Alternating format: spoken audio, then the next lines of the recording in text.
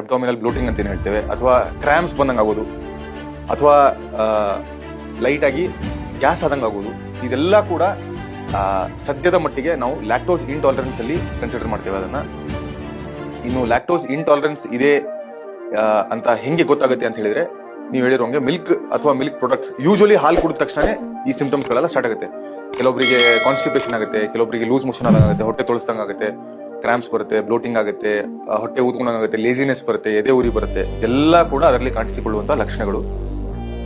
ಇದು ಏನಕ್ಕೆ ಆಗುತ್ತೆ ಅಂತ ಹೇಳಿದ್ರೆ, ಮೊದಲನೇದು ಲ್ಯಾಕ್ಟೋಸ್ ಇಂಟಾಲರೆನ್ಸ್ ಅಥವಾ ಹಾಲಿನ ಸ್ಪೆಸಿಫಿಕ್ ಕಂಟೆಂಟ್ ಅಲ್ಲಿ ಯಾವುದೋ ಒಂದು ಕಂಟೆಂಟ್ ನಮ್ಮ ದೇಹಕ್ಕೆ ಆಗಿ ಬರಲ್ಲ ಅಂತ ಹೇಳಿದ್ರೆ ಅವಾಗ ಮಿಲ್ಕ್ ಅಲರ್ಜಿ ಅಂತ ಏನ್ ಹೇಳ್ತೇವೆ, ಅದರಿಂದ ಕೂಡ ಆಗುವಂತ ಸಾಧ್ಯತೆಗಳಿರುತ್ತೆ.